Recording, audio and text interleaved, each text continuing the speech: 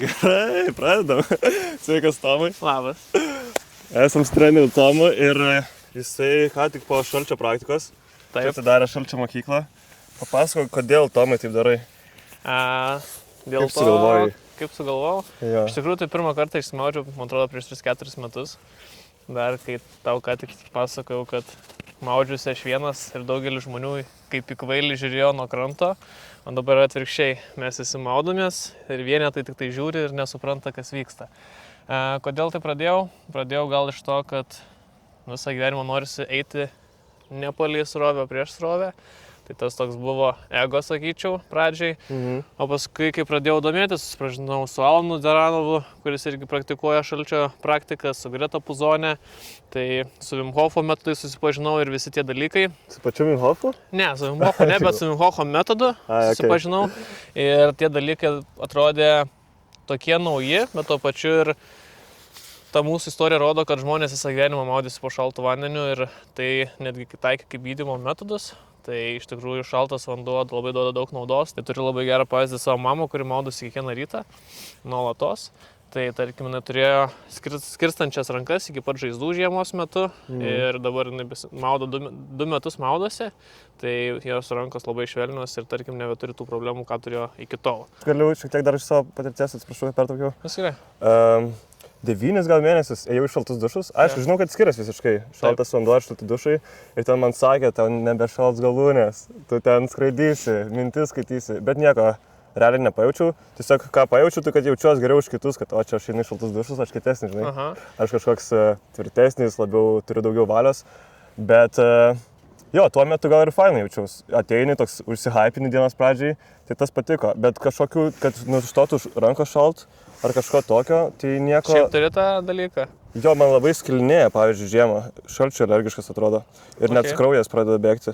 Bet čia, man atrodo, aš vaikystėje nušalau rankas ir dabar šalčiu biškai alergiškas. Tai nežinau, ar čia tas susiję, bet rankos man visą laiką šąla. Ir pėdas. Taip. Dabar padarysim eksperimentą. Gerai. Įsimauks reikia, jeigu nebėjai sušalti. Ne. Ir dabar Jūras kiš rankas ir pabandys išlaikyti minutę ir pažiūrėsim, kaip jam seksis. Aš nuimsiu laiką. Tai iškart įspėju žiūrovus, kad kišimas rankų yra daug sunkiau nei lysti pačiam į vandenį. Bet kadangi Jūras truputį sloguoja, tai pabandysime jam tik rankas, bet sąmoningai rankas įkišti yra ganėtinai sunku ir pabandysim išlaikyti minutę, okei? Ir papasakosi, kokia tavo savijauta tą visą minutę, kas keisis viskas ir paskui gerai, kol šnekėsim. Gerai, tai gali įkišti įkišti rankas. Kaip jauties?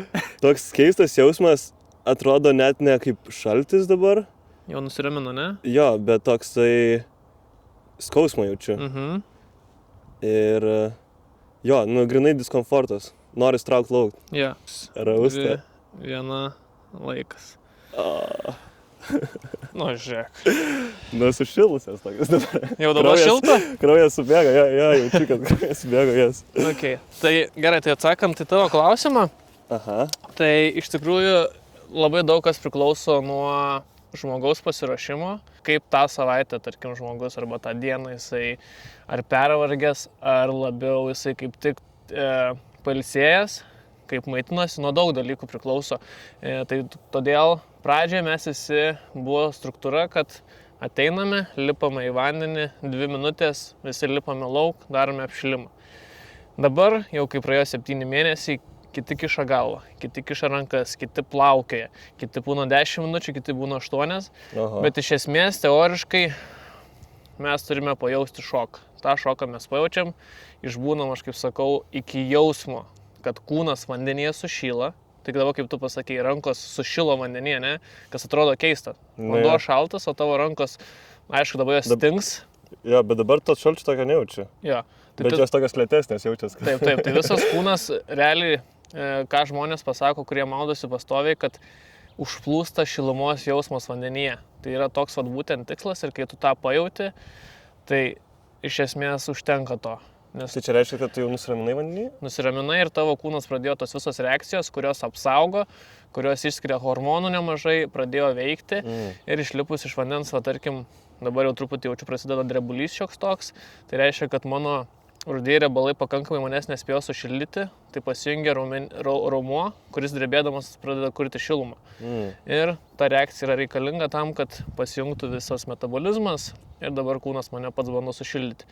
Tai aš neturiu reiškia ten eiti į karštą vonę arba tenais kažkur eiti į šiltą patalpą, aš turiu tiesiog natūraliai sušilti. Bet yra gairės kažkokios, kai rekomenduoja pradėti, ką daryti, ką nedaryti? Rekomenduojama tai pradėti visų pirma, tarkim, rudenį, jau kai dar vanduo yra šiltas, tada nėra tokio šoko didelio. Tada tu palaipsniui vanduo šaltėja, bet tu jau po biškį pratini savo kūną. Ar dušas gali padėti? Kažkiek, bet tai nėra, kaip sakau, dabar kaip pats palyginai įkišti rankas yra viena, ne po dušu atsistoti nuo šalta, bet ten kažkaip vis tiek kitaip. Yeah. Tas buvimas yra vandenyje truputį kitaip. Tai pradėti rudenį, kai vanduo šiltesnis ir po biškį taip vanduo šaltėja ir vis eini. Tai kas man labiausiai patinka, kad seniau būdavo, kad maudavau tik tais vasarą, o dabar labai smagu, kad aš būnu vandenį, bet aplinka keičiasi. Aš prie sniego būnu, prie nukritusių lapų, prie vasaros vandenys laiką, aš vandenį, žinai. Toks tu ten pat, o viskas aplinkui keičiasi. Dar toks biškai gal ne į temą, bet mokslų grįstoj bendruomeniai, ten girdėjau kaip Maikas, Jeffas, ne tai, kad stumia, bet sako overhyped yra tas cold exposure, šalčio praktika, būtent raumenų auginimui. Tai ką tu manai, nes kaip suprantu, logika yra, kad tu uždegimas smarkiai mažinio, tau uždegimo reikia, žinai, patreniruotis to. Vis tiek kraujas bėga į raumenį, visus neša tos medžiagas ir panašiai, o tu tą stopini. Ja. Tai ką tu manai, kokia tavo praktika?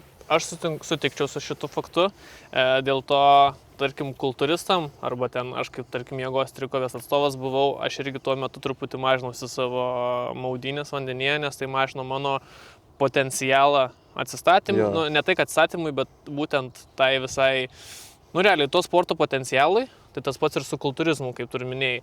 Jeigu tu po treniruotės eisi į šaltą vandenį, tai gali kažkiek sumažinti tavo būtent to raumens pažaidos, nes mažina uždegimą ir panašiai. Bet būtent kalbant apie ištvermės sportą, tai visai kas kita, ne? Nes ištvermės sporte reikia to tokio greitesnio, kad uždegimą sumažintų, nes jeigu ten tu bėgi maratoną, tenais pastovėtų. Tau reikia greičiau atsistatyti, ne? Tau reikia greičiau atsistatyti ir ta pažaida nėra tau naudinga, nes tavo treniruotė vėl laukia kitą dieną, tau vėl bėgti reikia, žinai, ir panašiai. Tai aš manau, kad tai, kaip pasakyti, reikia atsirinkti kiekvienam žmogui, bet kalbant būtent apie profesionalius sportininkus, jie tikrai domisi ir pasirenka, kada jiems naudinga, nes vis tiek yra off-seasonai. Off-season jie tikrai gali naudoti ir tai gali pagerinti jų bendrą savijautą ir panašiai. Varom sportuoti? Puiku, puikios išvados. Ačiū tau, jo, varom tada į salę, kočiosim. Kočiosim po maudynių. Padarysime viso kūno treniruotę šiandien. Pradėsime nuo realiai visų raumenų grupių apšildymo. Tai, kaip visą laiką ant kilimėlio arba kažkokie, žinai, pradėsim nuo pritupimų. Tai pradėsim pradžiui pilvo presą, apšildysim klubus, kojas, mobilumą realiai pasidarysim ir pabandysim padaryti pritupimus. Gerai. Davai. Nesitikėjau, kad ištiesi pilnai kojas. Nu, aš gan lankstus. Lankstus? Nuo tų Padarai špagatą? Pratimų pilną amplitudę. Ne, taip, kad atsisėsčiau, reikėtų turbūt kokių kelių mėnesių, kad taip. Bet seniau labai arti buvau. Apšilimo pratimus taikai, pareik specifiką? Jo, aš nemėgstu apšilimo daryti. Dažniausiai žmonės ir tai neturi laiko. Tai kiek domėjausi apšilimais, tai tie bendrinio pobūdžio apšilimai, jeigu tau patinka, tai jauti, kad ten įeini į tą zoną, žinai. Kaip paruoši psichologiškai pasiruošti treniruoti, tai aišku, nieko prieš. Bet jeigu skubi, tai aš nenoriu, kad žmonės galvotų, kad jie būtini, bet aš specifinį apšilimą labai mėgstu. Tai reiškia, kokį pratimą darysim, tai tą patį ir darom, tiesiog mažesnių krūvių. Tai stumsim štangą, tai pastumėm tuščią, po to užsidėm truputį svorio ir taip didinam iki darbinio svorio. Bet kad kaip taisyklė visiems duot, tai nėra, kad duodu. Bent žmogus pats nori, bet dažniausiai pastebiu, kad jeigu taisyklinga forma, pilna amplitudė sportuojam, tai tas mobilumas gerėja vieno pačiu judesiu. Pala, tu iš Tauragės, ne? Jo. Kaip atsidūrė Kaune? Tai studijos. Aš baigęs veterinariją esu magistrą. Tai parodyk pritupimo, kaip darai. Pasižiūrėsim techniką. Jaučiuosi. Ką? Jaučiuos, kai būna testas, žinai, kaip kitas treneris žiūri, kaip Ar pritūpimas, gerai jis darau? galvoja, viską gerai darai. Šiaip geras, gilus pritūpimas. Turi gerą klubų mobilumą. Nu jo, bet pas mane aš niekad, kiti tas sako, oi, koks lankstus, aš niekad nebuvau tas, kur natūraliai labai mobilus, Yeah. bet aš visą laiką treniravausi su tokia gan didelė amplitudė ir gavosi, kad tiesiog užsidedi svorį ant štangos ir tada ta štanga tiesiog meta tą gilų pritūpimą ir tu neturi kur dėtis, pabiškai to amplitudė gerėja. Tai aš atskirų pratimų labai daug net nedarydavau. Šiaip smagu girdėti, kad natūraliai taikai pilnos amplitudės pratimus. Realiai savo klientam dėl to ir sakau, nekeliu kulnų, stengiuosi nekelt, nes noriu, kad pilnom amplitudėm dirbtų raumenis. Manau, kad sveikatingume labai svarbu pilna amplitudė judesio. O kas yra tas sveikatingumas? Kaip tai apibrėži? Gera gyvenimo kokybė. Papasakosiu iš esmės, kad būtent mano darbo principas nėra tik apie pratimus ir apie kažkokį tai fizinį aktyvumą. Vis tiek aš su klientu labai didelę dalį skiriu ryšio kūrimui ir visą laiką prieš treniruotės aš turiu pirmą susitikimą, tai konsultaciją tokią, kuri, aišku, kainuoja daug daugiau nei treniruotės kaina, bet būtent aš renku gyvenimo, ligų ir sporto anamnezę. O. Tai reiškia, kad aš susipažįstu maksimaliai su klientu, apie viską stengiuosi išsiaiškinti, atliepti jo poreikius ir pabandyti išsiaiškinti iš esmės, dėl ko jis atėjo. Nes ateina, sako, noriu pasikeisti. Okei, kas yra tau pasikeisti, nes man pasikeisti yra viena, o kas tau, žinai, yra kitaip. Jo. Tai realiai daug kalbėjimo. Tai ne vienas klientas yra pasakęs, jaučiuosi, kai psichologija, žinai, kokiam užsiėmime. Bet manau, kad svarbu išsigryninti, ko klientas ateina, nes tik tuo atveju galės jam padėti.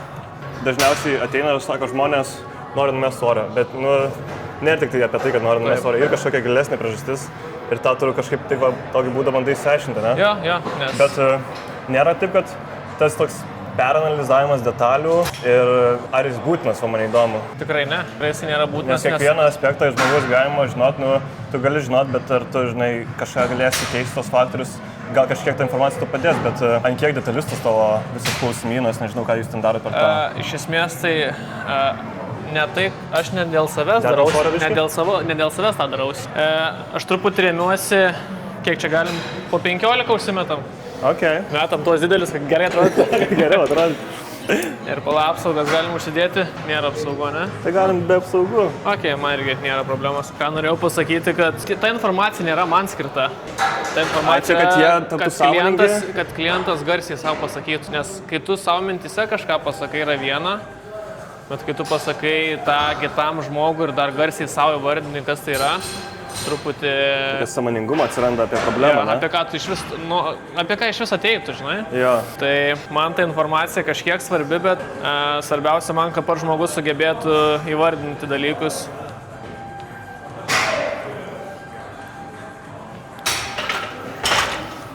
Tai būtent dėl to. Ok, o tai kai to vadinasi paskaita, turi kažkokį konkretų apibrėžimą? Realiai communication vadinasi angliškai. Realiai komunikacija? Nu, realiai jo tokia.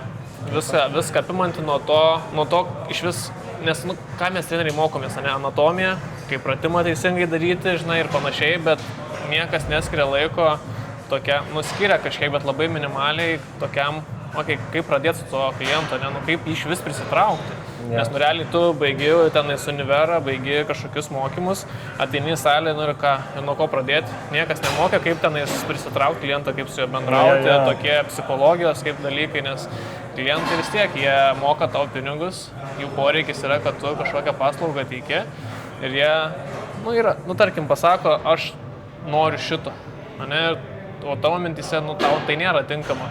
Ir tavo tikslas yra ne konfliktą sukurti, bet kaip išeiti iš to konflikto, nes tu žinai, kad taip negerai, bet jisai to nori. Yeah. Ir tada tu ieškai būdų, šnekiesi, kažkiek leidai gal to negero daryti. Eina moteris, sako, aš noriu tik kojų. Jo.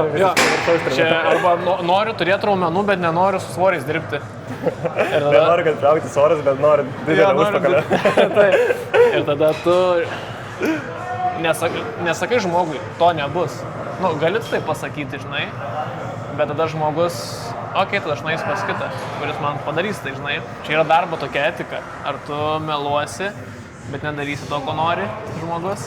Nes gali būti, ne, tu sakai, padarysiu, Bet tu realiai, jeigu žmogus nesupras, ką tu darai, nes jisai tave kreipiasi, ne? Tai tu gali jam duoti pratimus, kurių jisai nesupras, bet iš esmės sudarysi jam naudą, bet jisai to nesupras. Tai čia darbo jau etika žaidžia kažkiek. Kaip tu prie to prieini? Reikia kažkokią, tarkim, situaciją pasimti, žinai. Nes aš ką pastebiu, tai anksčiau, kai tik pradėjau dirbti, tu ten šviežiai toks iškepęs treneris, Jo. nori parodyti, kiek ten viską žinai ir pradedi ves paskaitą, bet jiems visiškai neįdomu dažniausiai. Taip. Tai ką bandau dabar daryti, tai nepradėti ten 30 minučių, žinai, paskaitos, kodėl tu esi visiškai neteisingas, kodėl nėra tokio dalyko kaip ten raumenų tonavimas ir tu tiesiog stiprini ir augini raumenis, arba kodėl tenais nelogiška daryti preso pratimų belekiek, kai tu net nesi kalorijų deficite. Tai bandau tokių dalykų nebepasakot, kad ten parodyti, kad aš kažkoks protingesnis, nes jam visiškai dažniausiai neįdomu. Tai va, tu gerą pastebėjimą pasakėjai. Realiai žmogus ateina, nes jisai tau moka pinigus už tai, kad Jis nori rezultatų. ne tik. Jisai nori, tu jam būtum, kad tu rūpintumės jo. O kaip tu rūpinsies jo? Ne tai, kad tu iš savęs jam duosi. Tu realiai, jeigu duosi iš savęs kažką, tai, kad tu žinai, kad tu moki ir jam vesi paskaitą, tai gaunasi, kad tu negirdi, ko jis iš tavęs nori. Jis tau pasakė vieną ir tu jam sakai, ne, nes čia literatūra rodo tą, ne, nes visus sakai jam priešingą dalyką ir tu jam realiai įkiši tai, kaip tu gyveni, kaip tau atrodo. Jo, tai yra gerai, kad tu juos turi, žinai, bet prie kito prizmę, aš galvoju, reikia žmogų ne tai, kad paskaitą vesti, sakai, okei, pabandom, galim padaryti, padarysim kažkokias korekcijas, priderinsiu tai, ką tu nori, bet truputį pridėsiu ir savo. Galim pamėginti. Tiesiog tu atliepi, žinai, kliento, kad tu jį išgirdai. Visų pirma, kas yra svarbiausia klientui, kad tu jį išgirstum. Tai reiškia, atkartoji, ką jis tau pasakė. Tarkim, tu ten pasakai, aš noriu didelį užpakalį, bet nenoriu. Tada tu klausi, ar aš teisingai suprantu, kad tu nori didelį užpakalį, bet nenori auginti raumenų. Jisai, jo. Tu pradedi pats save. Ir tada jis pats pradeda, žinai, galvoti, tau reiškia, nereikia jokios paskaitos. Tu išgirdai žmogų ir žmogus tada pats susigalvoja. Nu jo, gal ne taip pasakiau, žinai. O jeigu kitą situaciją paėmus, tu sakai, ne, taigi taip neįmanoma, žmogui yra pasipriešinimo reakcija. Ir jisai vis tiek bus įsitikinęs savo tiesą, ne visada tai būna. Dedam dar svorio? Dedam. Kiek dedam dar? Nežinau, po 20, kiek tu galvoji? Gerai, galim. Pas tave matau 20-ukas yra. Ai, čia pas mane 25. Mano, ne? Jo. Tai va būtent to ir mokau, žinai, va tų trenerius mokau to, kad bet čia yra psichologija, kur turi pajaust tą. Turi biškį save laikyti, žinai, už vadžių. Tavo įsitikinimai, žinai, aš irgi, kai pradėjau tik dirbti visiems klientam, taigi taip nėra, taigi taip neįmanoma, žinai, ir klientas tada iš karto, nu tada aš kitur nueisiu, arba man nepatinka, tai kaip tu man sakai, žinai. Gal reikia kažkaip mokėti labai išlikti tokį diplomatiškų ir nepiršti savo nuomonės. Ne tai, kad diplomatiškai, gal kaip tik sakyčiau nuoširdžiam. Jo. Nes tu, tau iš tikrųjų rūpi tas žmogus, o ne, ir jeigu, tarkim, pasakė, ko nori, tau rūpestis yra, okei, man svarbu, ko tu nori, bet žiūrėk, man svarbu ir tavo sveikata. Ar galim pamėginti, kad, žinai, sieksim to, bet kažkiek turėsim ir to, kad, būtų bendras tavo gyvenimo kokybė, nes gali būti, kad tai turės įtakos tavo nugaros skausmui. Tada žmogus, okei, tu išgirdai, ko aš noriu, tu atliepiai, kad aš to noriu, bet man ir įvardinai rizikas kokias nors.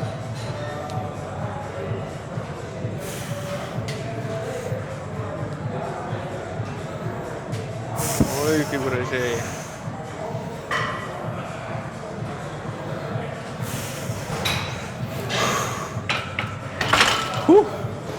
Šaunuolis. Kiek mes čia turim svorio, aš net neskaičiavau.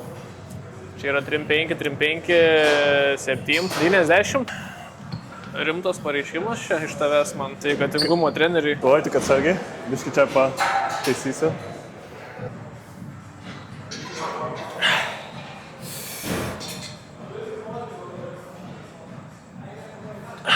Tvarkingai. O tai čia 7 vien iš svorio, o štanga 20, ne? 90 šis.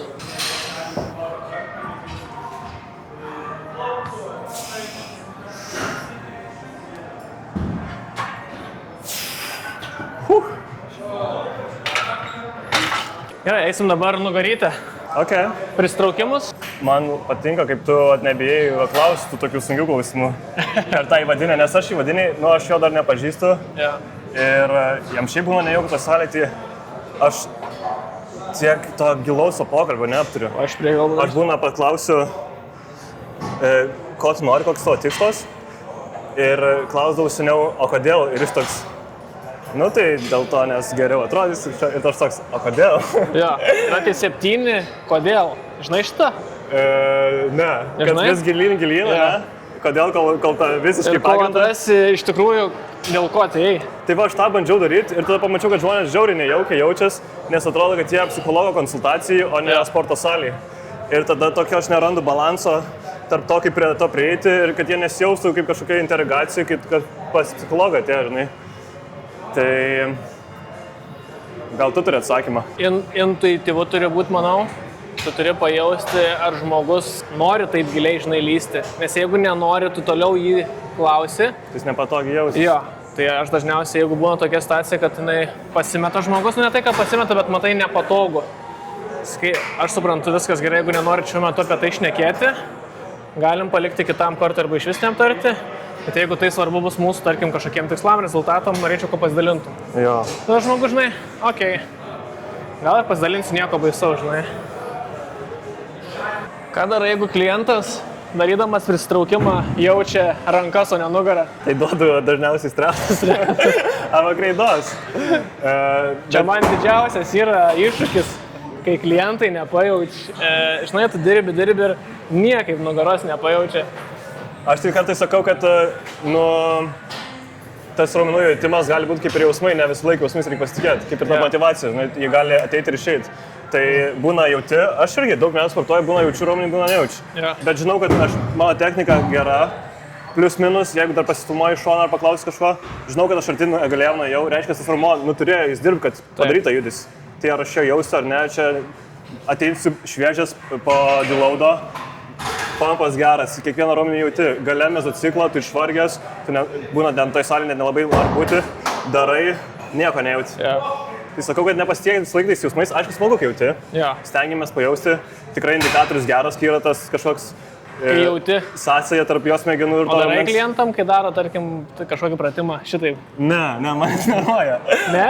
Ne, aš pats taip mane... Pabandyk, žiauriai geras dalykas. Jo, nes mane būna trigrina, aš darau susikaupęs, mane dar liečia kažkas, toks, kur atrodo, reikia mąstyti jau ir apie tą lietimą. Kadangi tu esi jau patyręs, tu supranti judesio biomechaniką. Klientas, kuris tiesiog traukia ranką ir tu jam, žinai, sakai, sutrauk mentį arba nugarą. Ką, žinai?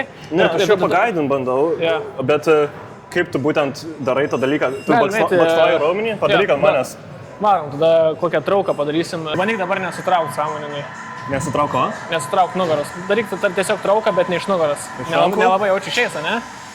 Ir iš esmės, aš kai, tarkim, žinau, koks raumo turi būti, ne aš sakau, tarkim, bandom iš šitos raumenis ir dabar trauk, būtent iš šitus. Aha. O, čia, pilnai ištem dabar, pilnai ištem ir vėl čia. Turi čia išjaus, čia. Nu gal ir jo šiaip. Jo, tavo dingo visos mintis. Aš tave liečiu, sakau, tu dabar turi čia straukti. Ir žmogus nebesikoncentruoja daugiau niekur, jisai bando tą pajungti. Tada atsiranda tas jausmas. Ne visą laiką tas gaunasi, aišku. O kaip tu naudoji visus 5 pirštus, ar tu tą raumenį... Įvairiai. Čia yra vėl netas, kaip pasakyti, trenerio darbo etika. Jeigu yra treneris... Nes tai baksnuot raumenį, tai mane trigrinti, žinai. Bet reikia mokėti jį dar liestą raumenį. Ta prasme, nereikia tenais jo ten tai badyti, bet tarkim, kad ne išjaust, aišku, pasakė... Nes tu tai labai maloniai tai palėti. Ačiū. Matas, kad mokai. Bet kiti, žinai, ką noriu kitiem irgi treneriam, jeigu naujokai, kad jeigu būna daili mergina ir iš šono gali nekaip atrodyti, ne, tai visi pasiklausimai, tai irgi visai mane bandyti tik tais pirštų galais, nes kiti būna, žinai, čia turi per daug kontaktų, ir turi būti tas atstumas pakankamas, aš tai dar būna lėčiau. Čia taip atsiremia su klubu, tai to, kad nedaryti. Nu jo, labai gali būti, keli treneriai gali suteršti labai daug trenerių, žinai, įvaizdį. Labai, taigi buvo dabar istorija su tuo treneriu, kuris tenais pinigus iš moterų gaudavo, atsimeni? Tas per Tinderį, kur kažkur tenais kažką mačiau. Jo, tai Tinder Swingler trenerių buvo. Gerai, einam, varom atspaudimų padaryti? Davai. O kaip tu, pavyzdžiui, kažkaip reguliuoji mitybą savo klientam? Mitybos planų nesudarinėjau, bet visą laiką paklausiu, pasidomiu, ką valgė, kiek valgė. Nes turiu labai tokią pasikartojančią praktiką, kad klientams atrodo, kuo mažiau, tuo geriau. Sakau, kiek valgai 2 kartus per dieną. Sakau, galvoju, gal tie 2 kartai, tokie rimti 2 kartai, žinai, vis tiek. Gal darbas neleidžia dar kažką. Tam paskaičiuojam 1300 kalorijų vyrui, žinai, kuris sveria tenais 90 kg. Ir dėl to, kad jisai ant tiek dideliam strese savo kūną laiko, nieko nepaleidžia kūnas. Plius darbo stresas, sporte irgi ganėtinai stiprios treniruotės ir toks tada, sakau, tau reikia daugiau valgyti, dažniau valgyti. Tai taip pasišnekam, bet kad ten, sakyčiau, dabar, žinai, valgysi 5 kartus, valgysi būtent palei mano planą, tai ne, aš taip nedarau, nes nematau, gal negaištų laiko, tiesiog nežinau, kad taip nedarys klientas. Ja. Ir taip stengiasi šviesti per pokalbį, ne? Maždaug. Nes atrodo, visi ateina pas mane, visi nori numest svorą ir visi nori brengti raumenų, bet pradedam kažkas kalbėti apie kalorijų skaičiavimą, tai greitai dingsta noras. Ja. Tai dažniausiai dar žmonės, žinai, nebūna pasiruošę. Jo. Ir aš klausiu, kiek tu nori paaukoti, ar tikrai reikia tą svorį dabar tiek numesti. O čia geras klausimas, kiek tu pasiruošęs dėl to aukoti? Pasiruošęs, tarkim, aukoti, kad eisi gultis tenais 10 valandą. Ar pasiruošęs aukoti, kad valgysi tenais 4 kartus disciplinuotai? Aišku, čia jau labai struktūriškai šnekam šitos dalykus. Jo, aš tai sakau, žiūrėk pagal savo grafiką žmogui, kas tau bus labiausiai pastovumą išvystys. Bet vėl tokį labai, žinai, pasakai palei savo grafiką. Žmogus, tas, kuris turi grafiką, žinai, jau įproti kažkokį tam grafiką, kad valgo 1 kartą per dieną, tu jam tai pasakysi. Kaip ir leidai jam taip elgtis. Nu jo, bet ar jam trukdo? Jam patinka, nes dažniausiai, gal ne dažniausiai. Bet jis atėjo pas save, kad gautų nurodymus, kaip būtų geriau. Jo, tas tai jo. Bet būna kiti. Tiesiog aš valgau 1 kartą per dieną. Ir man gerai. Labai gerai jaučiuosi, sakau, tai gerai. Tada taip ir, jeigu tau taip gerai, tu surinki visas kalorijas, taip. Aišku, 1 kartą retai, kad tai būna, dažniausiai kokius 2 kartus, bet pasinešę būna ant to fastinimo, kaip jis protarpinio badavimo. Ja. Aš bandau atkalbėti, būna, bet kartais galvoju, ar man reikia atkalbėti. Jeigu jam tinka, jam patinka. Aš su fastinimu esu ir 5 kartus įvalgęs per dieną. Per 8 valandas. Ja. Kai varžybom ruošdavus. Nu, bet čia, žinai... Trikovės varžybom ar kokiam varžybom? Ja, bet tu tada gyveni tuo. Na ja. Niekas tau daugiau neberūpi. Tavo mintis, kad noriu pavalgyti ir noriu pailsėti ir noriu pasportuoti, viskas. Daugiau niekom negyveni. Tai, na ja.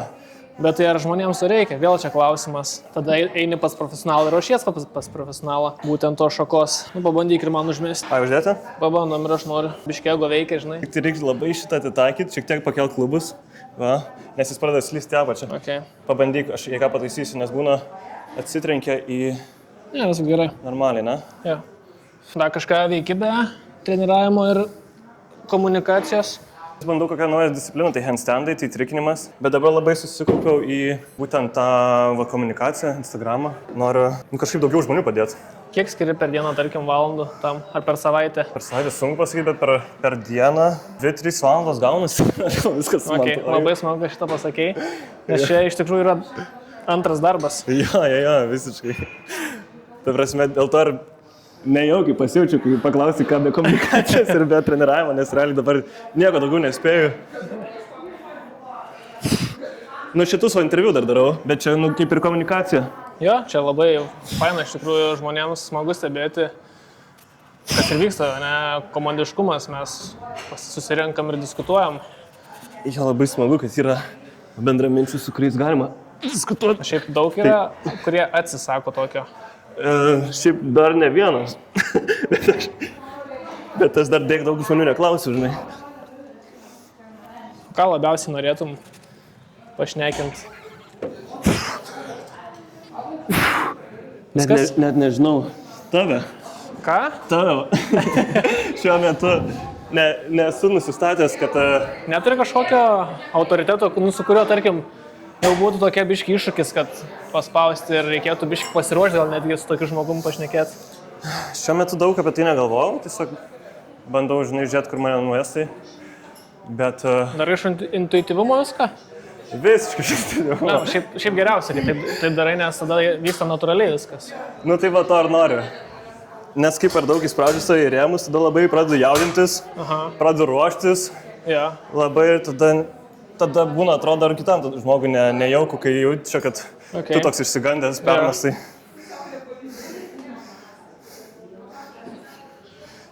Tai aišku, irgi gal kažkiek negerai. Reikia rasti balansą tarp pasiruošimo ir intuityvumo. Nu, bet tavo pasiruošimas vis tiek susisiekti su manim. Susitart laiką, atvažiuoti, žinai. Jo. Tai čia ir yra pasiruošimas irgi.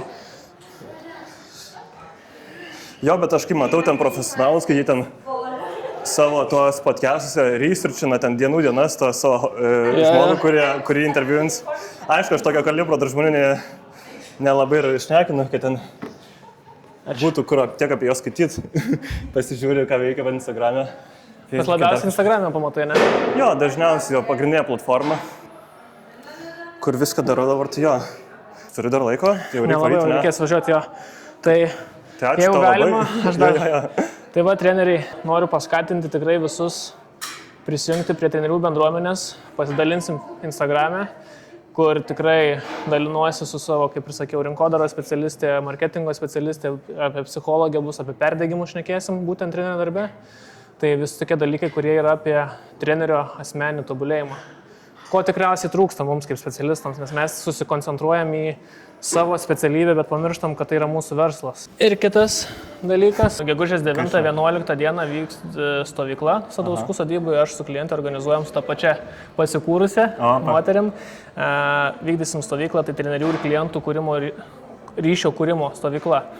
Tai 3 dienos su pilnu maitinimu, su apgyvendinimu, bus žygis, treniruotės, muay-thai, joga, bus maudymas į šaltam vandenį, visi užsiėmimai, laužai vakare, estafetės, žygis, tai žodžiu, viskas bus tam, kad didinti ryšį klientų ir trenerio. Treneriai tie, kurie pasims, tarkim, 6 savo klientus į stovyklą, atvažiavimas nemokamai treneriui. Okay. Ačiū, kad pasikvietei. Malonu. Kitą kartą įsimaudysim dar. Gerai, reikia.